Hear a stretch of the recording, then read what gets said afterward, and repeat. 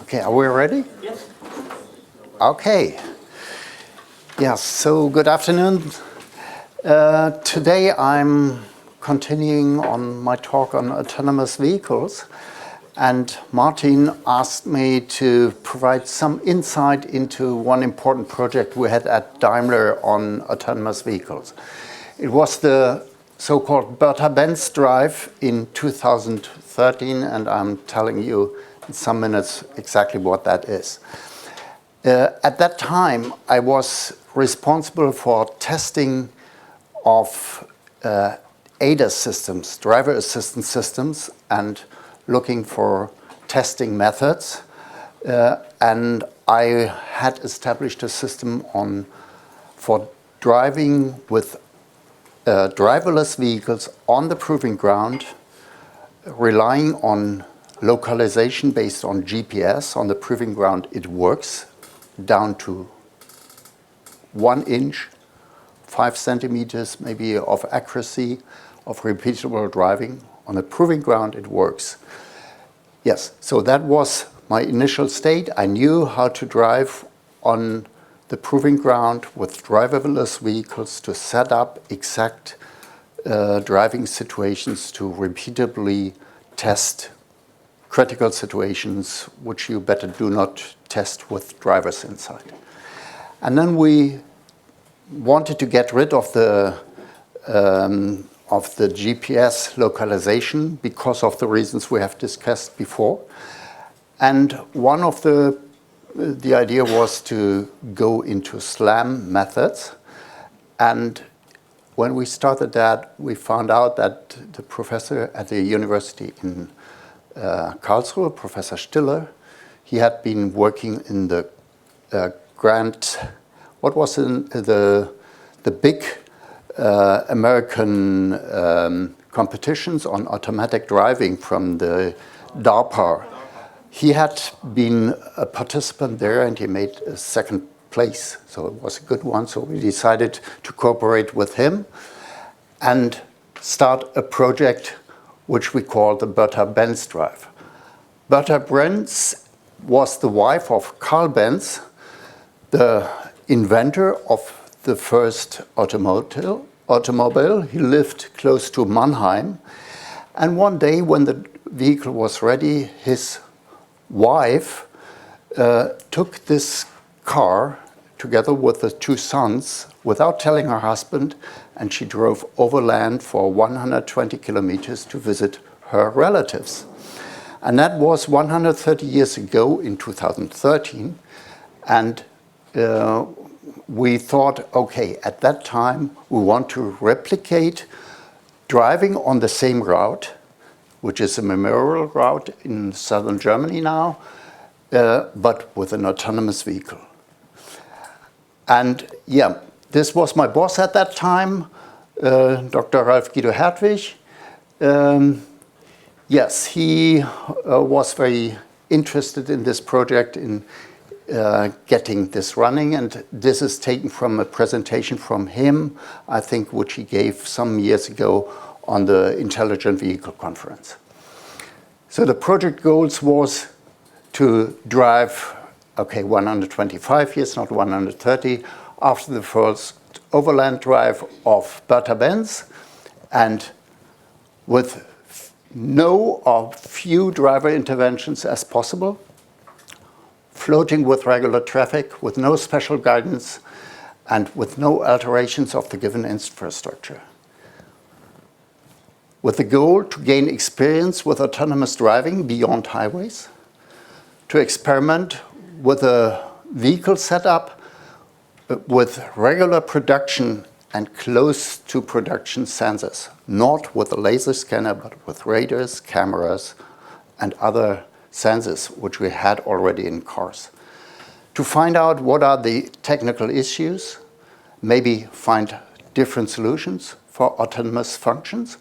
And we knew at that time that all the collision avoidance systems were coming to an end. We were at the end of what we could invent, what other collisions you could avoid, the next step, the normal, natural step was going autonomously.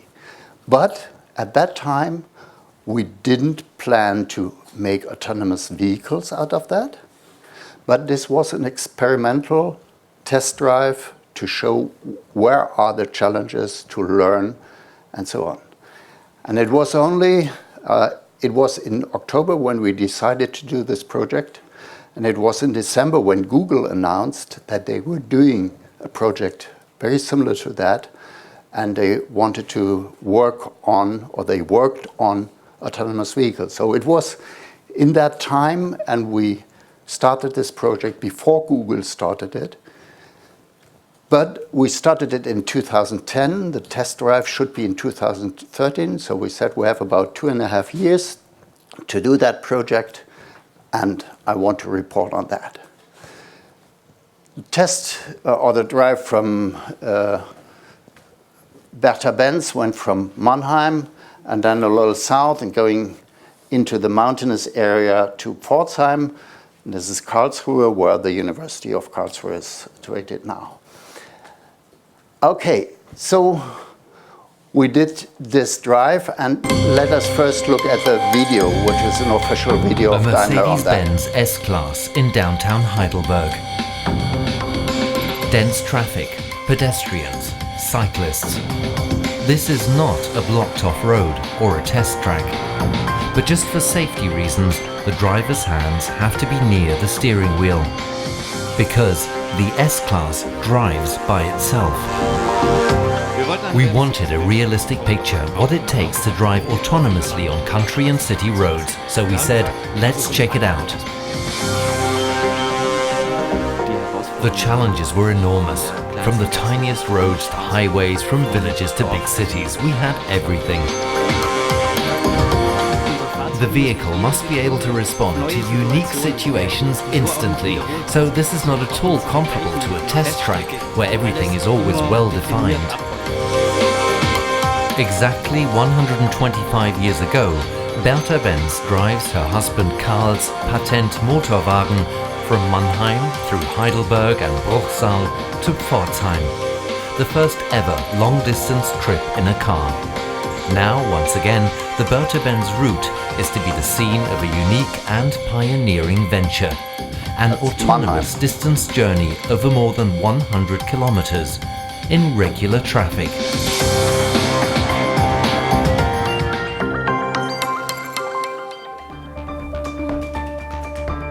Mercedes-Benz has continued to set standards in terms of driver-assisted systems, with brake assist, lane and collision detectors, and most recently the intelligent drive systems, which for the first time even enable automated driving in stop-and-go traffic on motorways.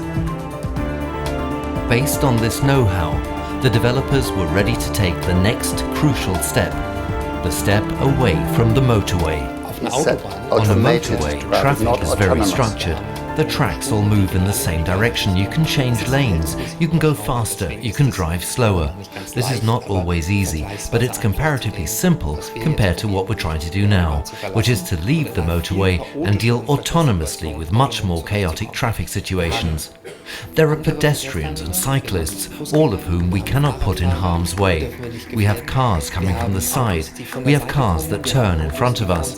This is why we undertook this journey and started experimenting to learn the proper techniques to solve these problems. Und einfach experimentiert, was sind die richtigen Techniken, dieses Problem zu lösen.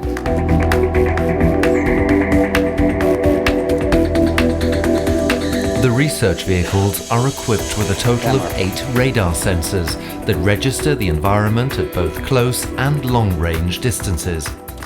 When turning onto a main road, for example, this allows it to register whether there is any cross-traffic approaching. In addition, 3 cameras have been installed, including a stereo camera. Stereokamera hat den enormen Vorteil. The advantage of the stereo camera is that the car can see three-dimensionally, just like us.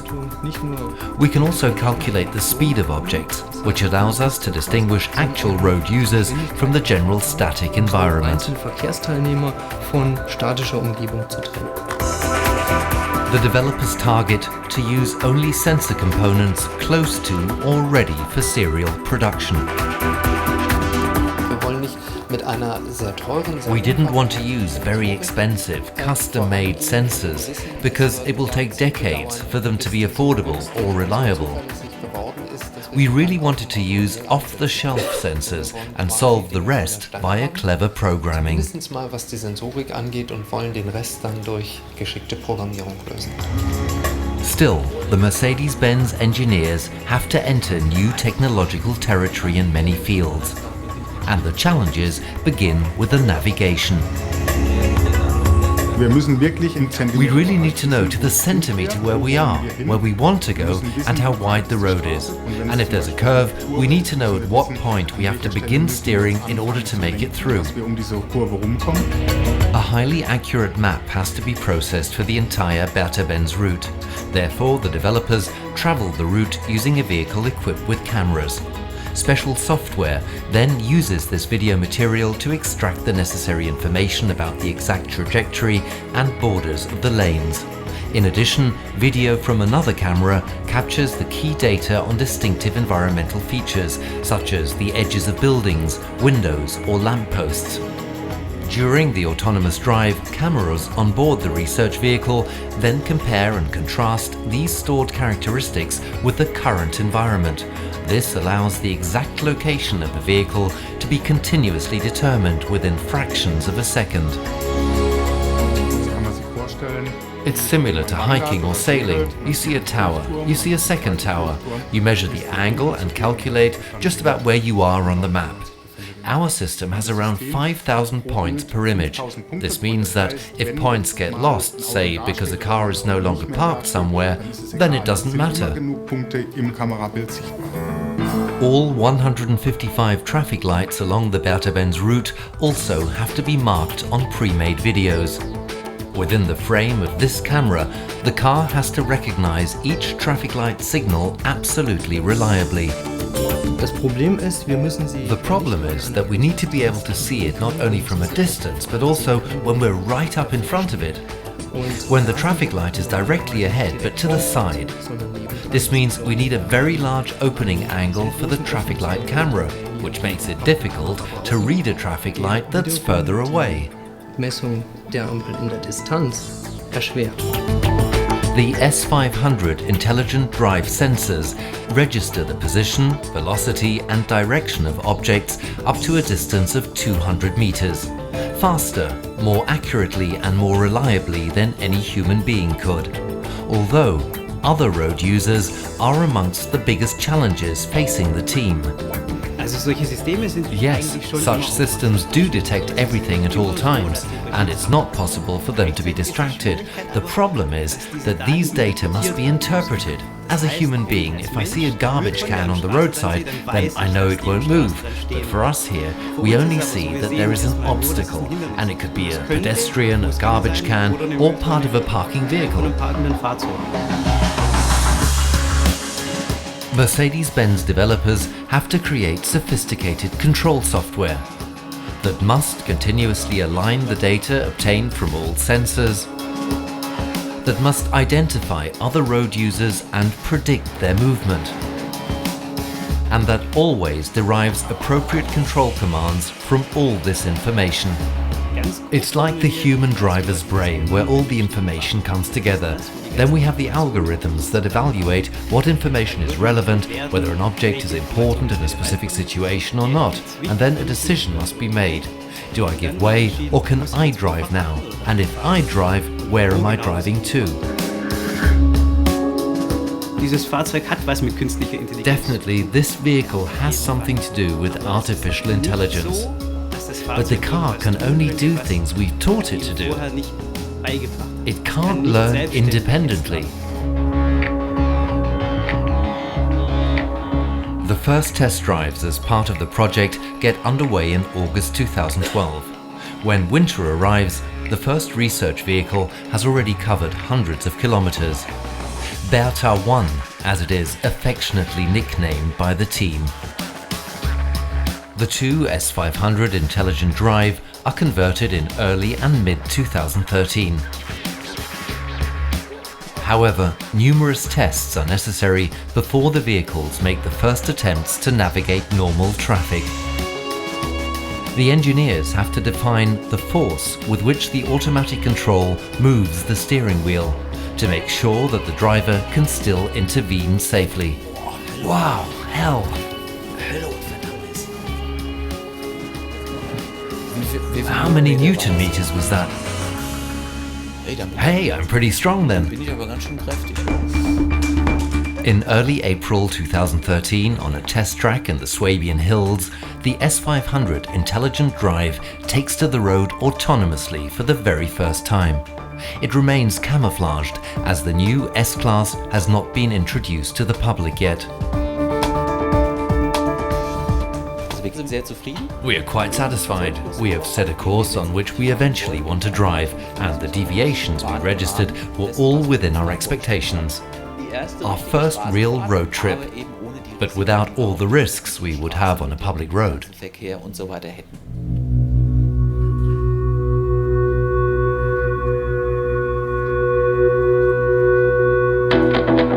On April 16, 2013, 19 months after the project is launched, the first autonomous S-Class 500 receives official permission for road use. The first autonomous trip on public roads. All our senses were working at full blast, and of course the entire team was electrified. The rules for autonomous driving are clearly defined. A specially trained driver must sit behind the steering wheel, and his hands must always remain close to it. All the systems I've been working with had to do with only short automatic procedures. It is truly an interesting or weird feeling to leave the car doing everything by itself.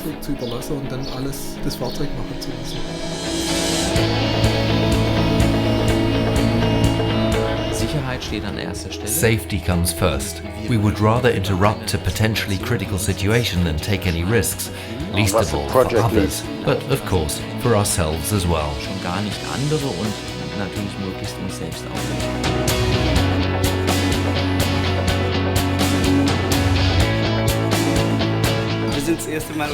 Our first autonomous drive, and it was quite good.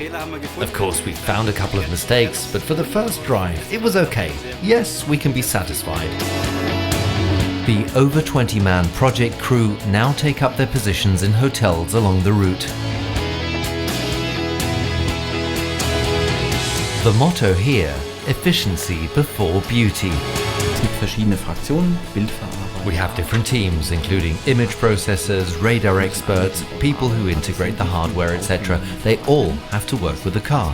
So it's not just the autonomous driving, there are also normal trips where you record measurements, etc. And each team has its slot on the vehicle. In the end, the proposed track area is scanned repeatedly. Then we check what works and what still doesn't work. After that, we come back here and figure it out. That is how it works. And there goes my mobile phone.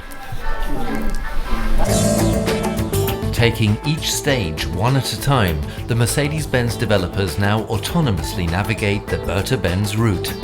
The last and crucial phase of the project has begun, and it demands patience, creativity, and perfect teamwork. It's much like someone learning how to drive. On the road, we never see the exact same situation twice. And just as young learners, we have to go through a vast learning process so that we can properly assess traffic situations over and over again. That's the challenge.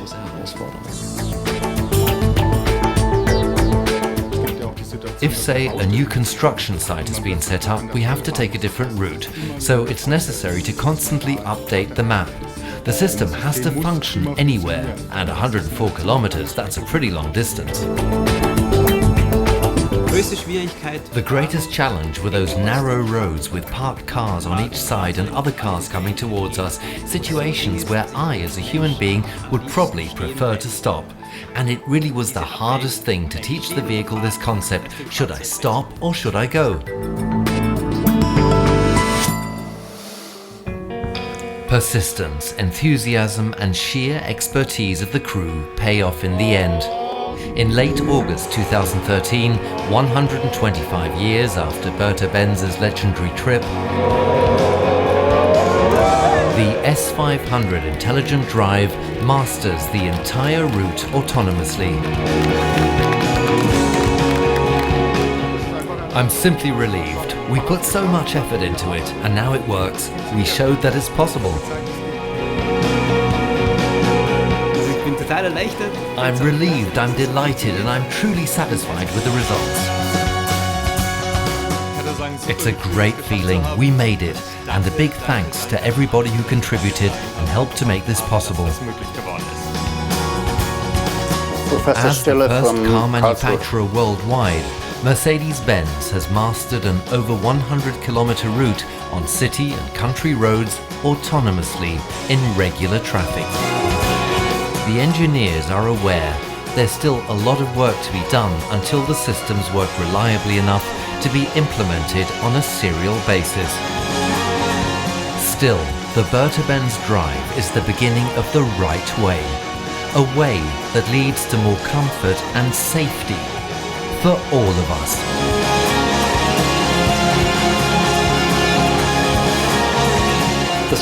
The nice thing is, a lot of this is science fiction, but it's doable science fiction. We didn't come up against anything where we were forced to say, this is unsolvable.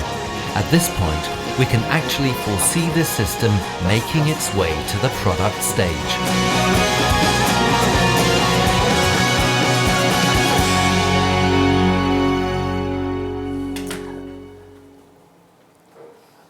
Okay, this was the video. And as he said, we see that's on a way to a product, but it's a long way. Let me go through some of the technological things which have been implemented. First of all, you need the right people. Maybe half of those people were PhD students, like you, from different disciplines, which work together. Most of them IT, but also mechanical, electrical engineers, artificial intelligence. But that was 2011 to 2013, and so it's 6 years old now, the video. It was shown at the introduction of the new S-Class in 2013 and at the fair in fall, at the automotive fair in Frankfurt. So this was the core people of about 25 people. And of course, there were so many other people behind that in the workshops and so on, working on that. Yeah, this is the map, and yeah, depicting there are difficult parts, there are easy parts, and there are several very difficult parts which nobody had anticipated before, that it would be that difficult to drive through. But especially the oncoming traffic, or I come through some points. But there were some surprises when we drove along there. A big basis for orientation is the camera picture, which was developed by a group at Daimler directly, not from the universities, which makes a dense picture of all the distances in the world with a camera, with a set of stereo camera, and trying to find the objects which are there and reducing the information density by finding what they call stixels, vertical parts of the object in the picture, which represent the position of a car. And for every Stixel, you know the lower bound above the ground, the distance, and the upper part. And with this, you find the free space where you can drive along. So that was a very important part of planning the trajectory through the world. And we could talk about that only, but some other experts should do that. Looking at the traffic lights, it turned out it was very, very difficult, first of all, to find the traffic light when you're far away, to see early enough what is the color of the traffic light, even under bad lighting conditions, but also to decide if you see several traffic lights, which one is the one according to your lane.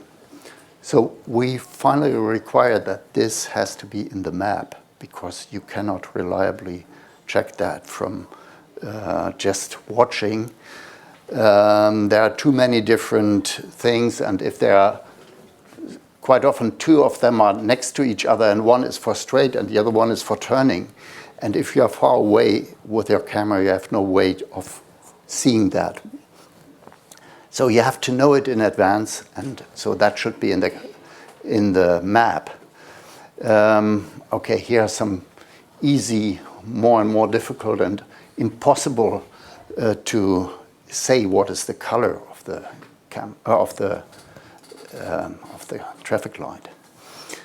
Then what is in the map? Of course, in the map you need the right and left border of your lane. You have a center lane, you have maybe stop lines, you have the position of traffic lights, and the circles here are the position of the vehicle calculated over time, here where it is and where it expects to be in the future. And of course, this is done all in background, but for the safety engineer who drives in the vehicle, this is a help to judge whether the vehicle sees what's going on, to be able to test that. In the map, very important are the lines which are in the map, which are built onto the roads for the orientation of human drivers, because the camera is doing something very similar to what the human driver is doing. And so we try to orient according to those things. In open streets, open roads, that's quite easy to detect. But if you come to a city environment, quite often there are parked cars and you don't see that. And then you can use the edges of the houses to have additional information to find out where you are. And that's practically the SLAM algorithm we have heard about before. And you need both. Here you have too little information about the edges, and here you have too little information about the lane markings. So the combination of both only works if you have such an environment. Of course, if you're driving on the highway, this is good enough. But here's one of the challenges. On the highway, you can assume your road is more or less flat. But here, this one is going across the hill, and look what the curves which come from the map do when you project them into your picture. And you see when there is a convex or concave profile of the road, your curve markings will not fit to the lane markings, only if you take into account into your map information that there is this curve and you do the right projection into your picture. It's not so easy. It's not a 2D map from looking above. Things like that you have to learn. And you see here, this was the very first generation of these lines, which were still done by hand for these 120 kilometers. Nowadays, it's all done with automatic systems.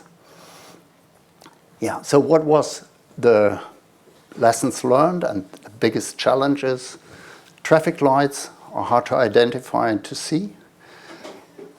The absolute positioning via GPS, we heard about that before, is impossible you need the road markings, you need other features, landmarks, where you can orient yourself. If not, you will fail. A lot of people start with driving with GPS, which works fine in the open field, but as soon as you come into city driving, the most challenging thing is there are some reflections at buildings, and the reflection will turn around the sense of order of things. So you might think you're farther to the left from your road, and if you try to steer to the other side, suddenly you all mix up. One thing which was not in the movie, but which was very challenging, pedestrians who stop at the side of the road and want the vehicle to pass, didn't work. The vehicle stopped to let them pass. And if they didn't understand but said, why don't you pass? It was not possible. So these were the points where we still needed interaction with the driver because the vehicle was not able to understand what people were telling it. And it has no way the other way around to tell the people what it was intending to do. Handling of oncoming traffic in single-lane roads, how to deal with this situation. Somebody has to wait, but who is the one? And when and where? So you have to stop at a place where it's enough space for the oncoming vehicle to get along. And this is one of the, or was at that time, one of the very challenging things. And the other thing, a very general statement, human drivers take risks which a conservative engineer would never take in designing how to drive in such situations. Maybe you heard they said at the beginning, the vehicle was driving through little narrow gaps where it would fit. The vehicle would know that it fit, but you need to have more safety margins. Even the test driver said, no, we cannot go through here, and they stopped the vehicle in the beginning. So it was a trade-off after some time to really find the right margins, what can we accept, where to drive and where to stop. Okay, I think that's what I wanted to show about the Bertha-Benz drive. It definitely was one of the most exciting parts in my career at the company, to organize this, to get the people to run this project. And after that, a lot has been evolved. And now there are very large projects going on in many companies around the world. I think Google had a big, made a big influence on that. Things like that are projects in other car companies as well. But I think also this project by itself has started a lot of other activities. I want to make a cut here with this, this project. Maybe you have some question on that. Yes? Did you have some example of testing of this model F015? This on the photo. I don't have this here.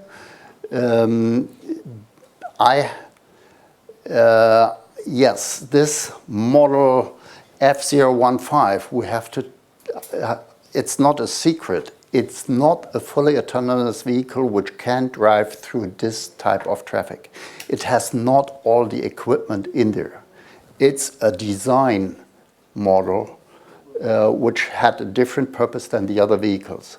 So this one can drive safely on a proving ground, can drive reliably, but it can show how you can sit in a vehicle, what you can do, how you do interaction with vehicles, but it's more, that's a demo vehicle for a fair. The real S-Class with real stereo sensors, with real radars, had the full functionality. And this one was really a show car with a different purpose. It's the interior concept which was shown here, and the other one was the driving concept. and I still believe they are far away. I don't believe that in one of the first vehicles you will sit and turn around and look backwards as a driver. That's next generation. Okay, other questions? I was wondering about the traffic lights, because obviously we use lights, that's what we interpret. Has there been any thought about changing it to any other sort of wireless communication for autonomous cars specifically? I'm convinced for any, so maybe I have to answer to repeat this question. There was a question about the traffic light, whether the wireless communication could help in using the interaction with traffic lights. Yes, you're correct. In every automation system in the world, in industrial automation, if it's a safety critical feature, you make it redundant.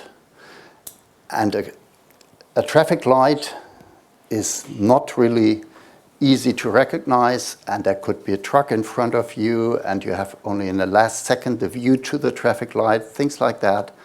In my opinion, a traffic light needs wireless communication to complement in a diverse second channel the information exchange to the vehicle.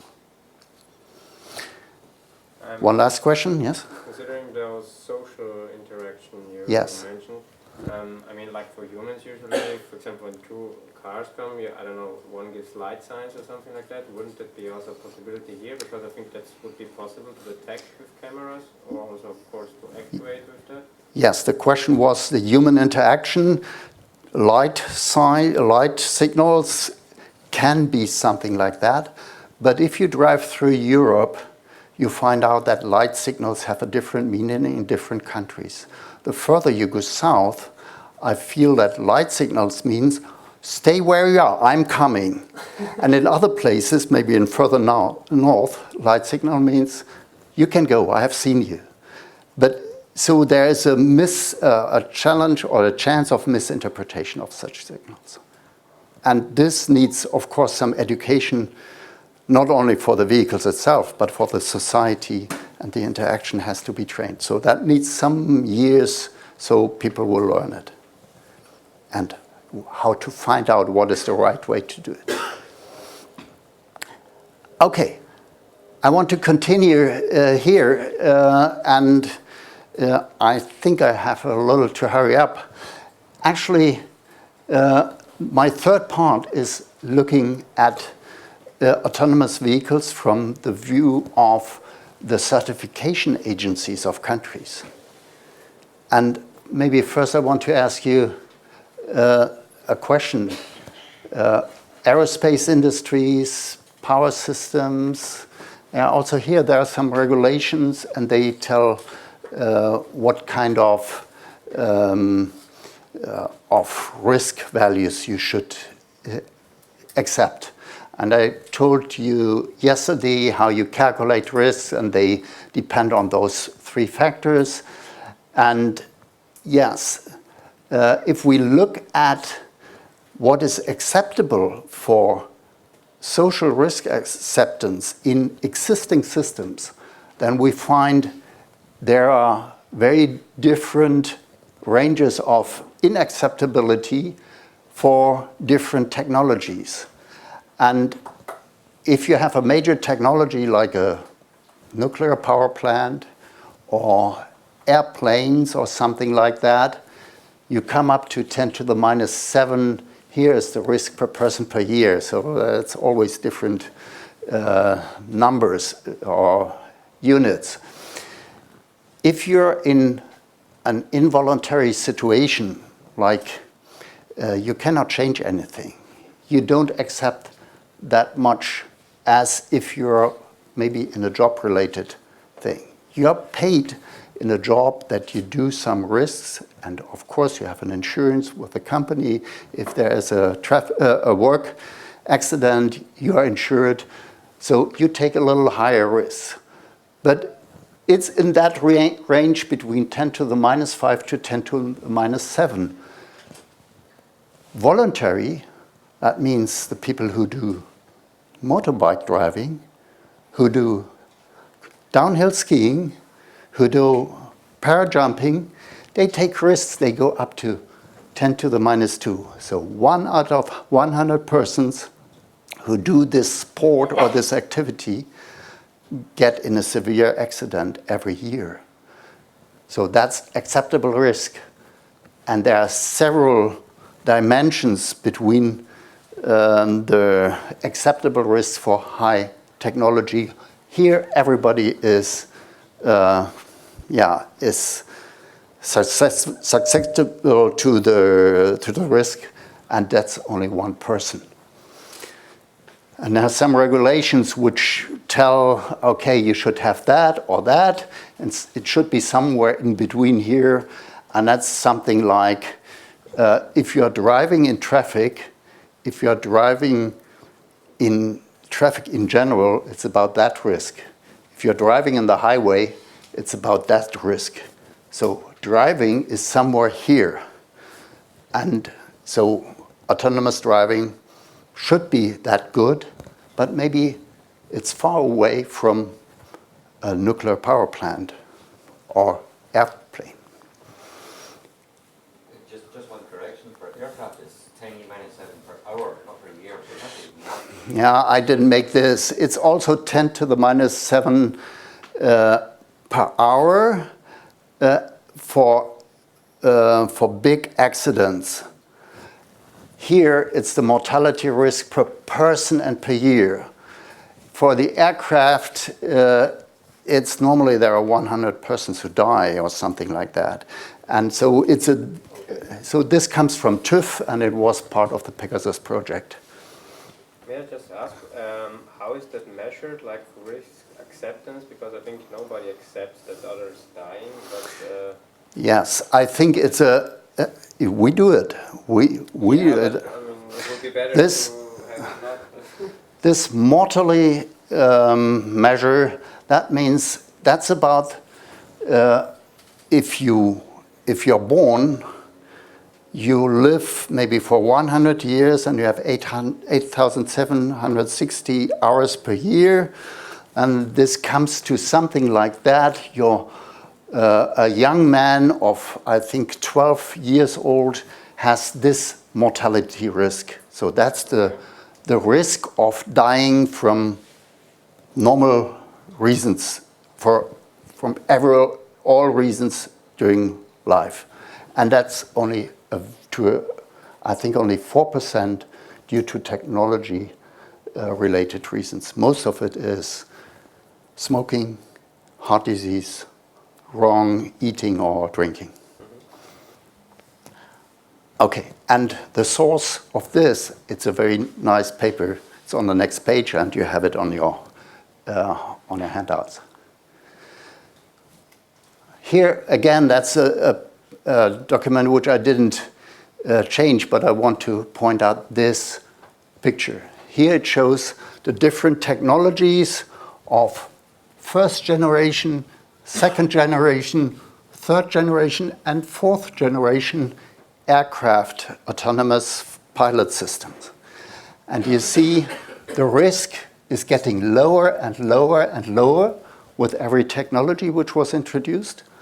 But when it was started to introduce the first part, the statistical numbers increase, and only after a certain time, when you learn how to implement this technology, it finally will come below that. And there's maybe a significant time when the introduction still is higher than the last generation. So that's something we also have to accept. We want to get better. We introduce new technology, but for some intermediate time, for those vehicles which we introduce, we have an increased risk. The total risk of the whole fleet of aircraft in total is decreasing, because there are just a few aircraft, and the others are the bunch of aircrafts. So in total, the risk is going down. Yes. Again, looking at aircraft failures, This comes from a presentation of Captain Müller, who is head of Lufthansa flight safety research. And he told these numbers. In existing aircraft, every 3 months we have a failure of all computer systems which protect the aircraft from getting out of their stable position. And these are quadruple redundant systems. That happens for 40 million flights per year. It happens every 3rd month. One engine fails daily in the world. Hydraulic systems also fail daily. All autopilots, they fail every 2 hours. So you need a pilot in the aircraft. And for landing without instrument support, aircraft normally can now land without pilot. But if you wouldn't have a pilot, once every minute, one aircraft would fail. And once every 1.5 minutes, they would have to land in a heavy storm. So that means there is an automation. It has quite good technology on board, but you still need pilots. And so human pilots are needed. But on the other hand, maybe humans are not always the best choice, because their reaction depends on the stress situation. When it's a very simple situation with minimal stress, they fail once out of 1,000 situations, of trained situations, if they know the situation. If it's a complex task under time pressure, 1 out of 100 actions has a failure. And if it's an untraced task with little feedback about success and which are the risk of causing, it's 1 out of 10. And highly complex tasks under stress, 1 out of 3. And if it's under extreme stress with very rare situations, human actors fail almost every time. So the pilot, safety pilot from Lufthansa says, that is the reason why we need 2 pilots in the aircraft, because one is not good enough to save all from those situations where the aircraft is, by the technology itself, failing. And he asked the question, and you want to drive autonomously on the road?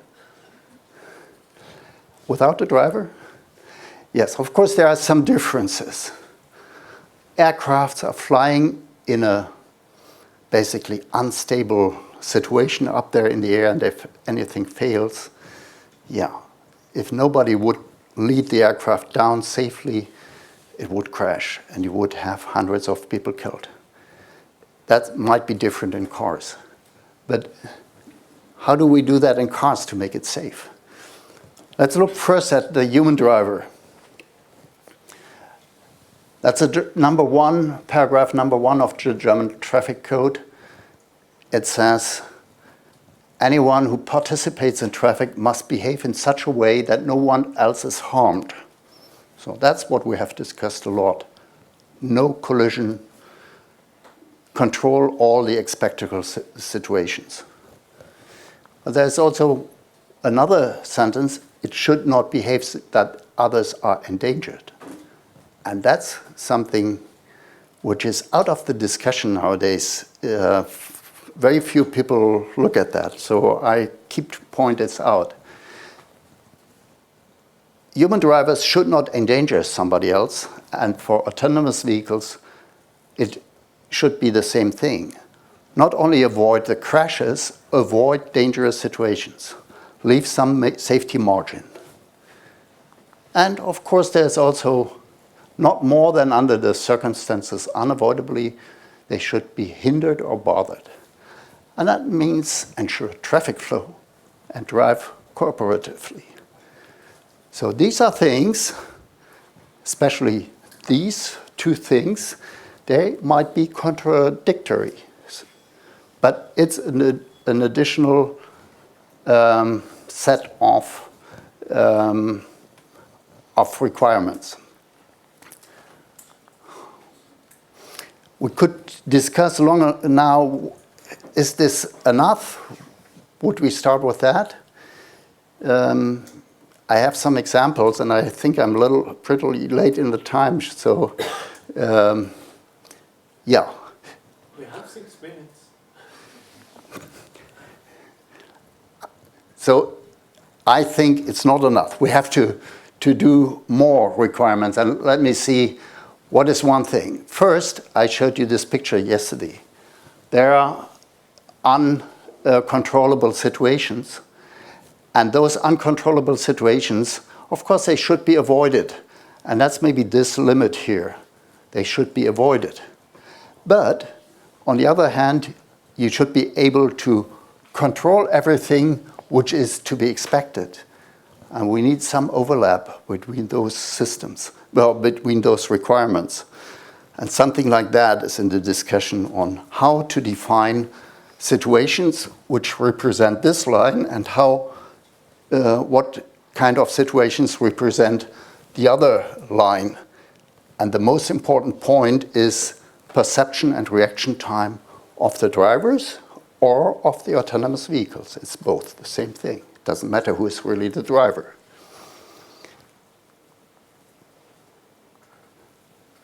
One example for that is the cut-in at overtaking. And overtaking and then braking in front of me, I can cut in very close in front of another car, maybe this way in Western Europe.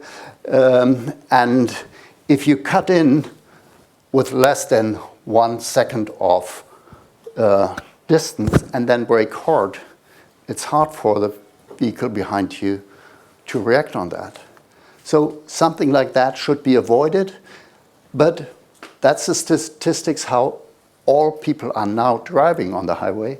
So you have to cope with that. And maybe not every autonomous vehicle should drive that close as some human drivers do.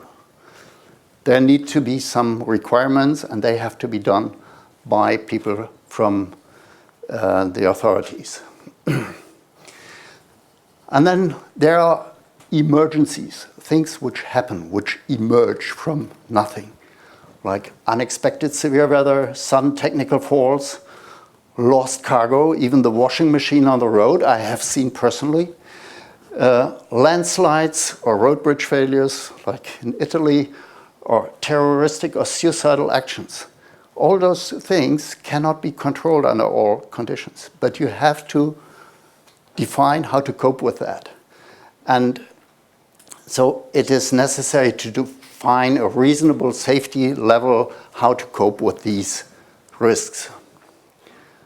One example is we put all kinds of redundant sensors in the car, but the weather conditions are unpredictable. The worst thing which can happen is you come into a heavy snow or a rainstorm and all your sensors fail at the same time. That's one of these things which we try to avoid, but I don't see we really can avoid it. And this happens all the time. I've driven through such storms, I think 4 or 5 times in my life. And so you have to prepare for a complete sensor failure where you can't see and you have to stop, and the vehicle should be able to stop by itself without leaving the road and without crashing into anything which it has seen as in the last instance when the sensors were still working. So I call this a blind stopping procedure, and it's now in the international discussion that this should be a requirement for all kinds of autonomous vehicles. Autonomous driving starts with autonomous stopping. That's the result. You have to come to a full stop in such situations where maybe there's a hole in your street or something which you didn't expect. With a human driver, it's required. The driver has to be able to stop the vehicle when something like that happens. And we talk about the sensor decision horizon, how far you can look ahead with your sensors. But there is more, and I think that's part of the communication, and that's the map decision horizons. The communication can give you more information about what is ahead of what you can see with your own sensors. Human drivers have maybe a feeling for that. They see some distant brake lights shining up, and then they maybe drive more carefully, keep a larger distance. But if you don't prepare for that with autonomous vehicles, and I think you only can do that via communication, that is important. The blue things are parameters which have to be defined. And one thing, what the map is only good if it represents all the important features which are right out there on the street. Like a lost cargo or some broken down vehicle, you might not be able to see because it's covered by other vehicles.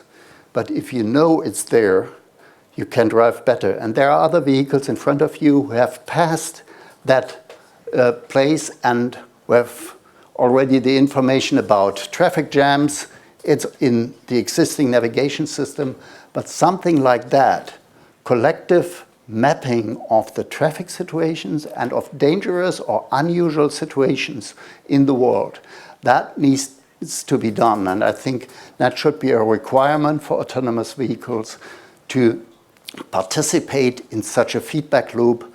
And maybe, as we have seen in the presentation of James Gross some time ago, the communication set up for that is done. And what is very important is to define the update rate.